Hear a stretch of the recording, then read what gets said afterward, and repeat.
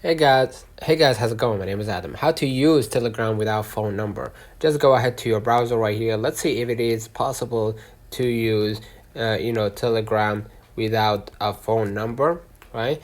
And as you can see right here, you will be able to see that there is no actually option that there is no option that allows you to create an account or use the account without a phone number. So Telegram is basically like WhatsApp. It's linked to your phone number, and if your phone number isn't there or is not confirmed, you won't be able to use it, unfortunately. So basically, some people seek third party, like virtual numbers or something like that.